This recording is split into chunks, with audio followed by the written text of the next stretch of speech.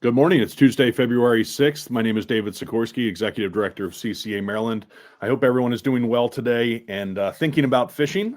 Of course, we have folks out there competing in our pickerel tournament, and we're going to have some details soon about the awards ceremony. The trophies for the pickerel championship are on their way from Blue Water Copper Works in Brevard, North Carolina. So some of our anglers that have been competing since November 1st will soon know whether or not one of those great trophies hits their wall. As you can see, there's a Blue Water Copper Works red drum over my shoulder.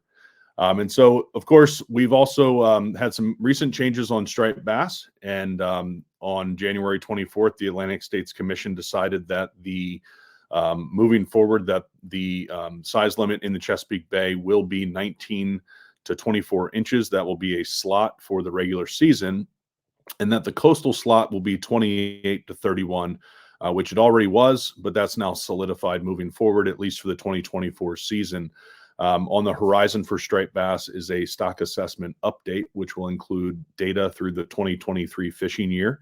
And that will be worked on this year by the stock assessment leadership at the commission, which involves experts from all the different states up and down the coast.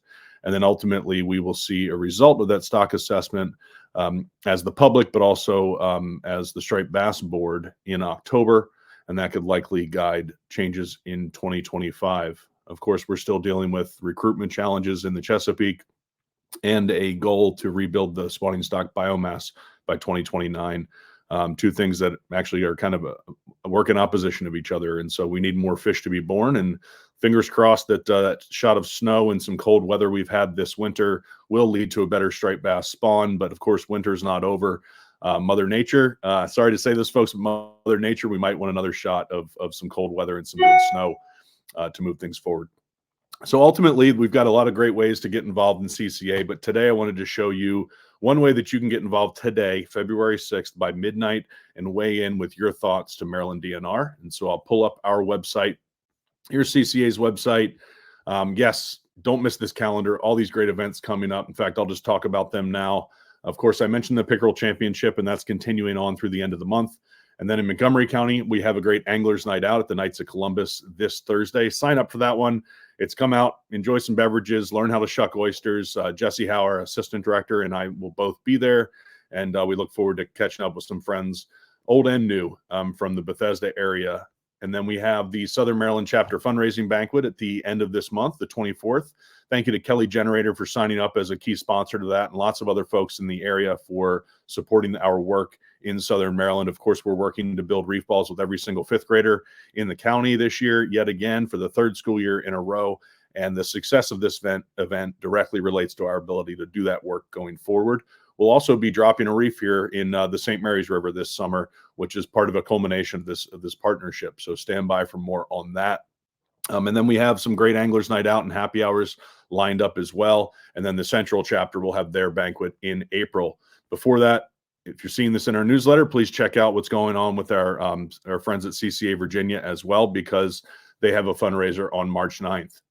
So ultimately, you can find information on what to do with DNR right here by clicking that link, and it'll take you to this page right here. Oops. There it is. Okay, so it'll take you to this page right here. So it's really simple. Maryland DNR is seeking input on fisheries changes by February 6th. And again, that is today. And that means you have till 11:59 p.m. today to get your input in. And so there's some different issues that I won't walk through in full detail, but you can find lots of information here. One that's related to something rec anglers have been talking about in this region for quite some time relates to a limit on sheepshead, the size limit, and combined catch.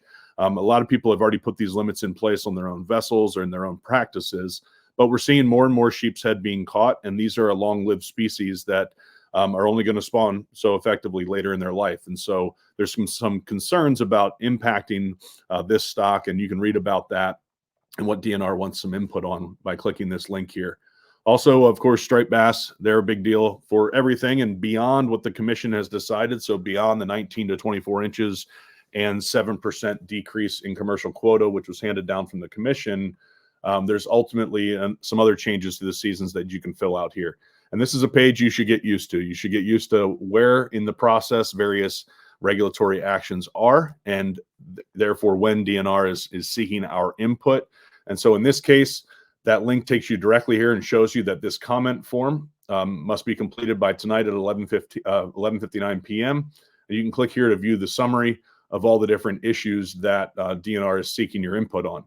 And so they condense them here again at the top, and then you get to walk your way through this comment form and click. Of course, we provided lots of information to you about our perspective of the way that the striped bass management should go. There's some challenges about when we should pursue these fish, when we shouldn't, things discussed about in here, like the closing of the trophy season, May 1st through May 15th. DNR has the authority to make these changes, and that's why they're seeking your input. There's also a consideration of the closure from May 1st to May 15th to targeting. DNR does not have the direct regulatory authority to make those changes under this exact same package, and that's why you won't see that here. That is being determined by the Legislative Review Committee that oversees regulations, which is for short the AELR committee. And we know that they heard this issue of potentially closing to targeting May 1st through May 15th in the main stem of the bay, and they will make a decision on that. And so unfortunately, there's lots of different pieces of the striped bass puzzle with various authorities that exist. And of course, we're trying to make sure that the fishery is conserved, but we also are allowing proper access to that. And so ultimately, that's what you want to find by midnight tonight. You want to fill out that form. And again, it's pretty simple question and answer. And that's your input. And so it's your opportunity to get engaged. And so other than that, I hope to see you at an upcoming event either this week, next week, or into the future. And as always, if you're not sure how you fit into the CCA puzzle, please reach out at any point and get more involved. We have folks that are excited to get more involved in areas that don't have chapters. And hey, we want to bring folks together that want to help. One example of that is the Tidewater chapter down in Virginia. And so we'll be working together to grow that effort in other parts of Virginia as we have for the last few years. So it's exciting to look Chesapeake Bay wide yet again in 2024. And very soon you're going to see some information about a reef that just hit the water at Gwynn's Island in Virginia. So we're continuing to enhance habitat and to focus on the health of our resources and anglers' access to them throughout this region. And you're an important part of that. So please stay engaged, stay involved, and as always, join CCA. Thank you.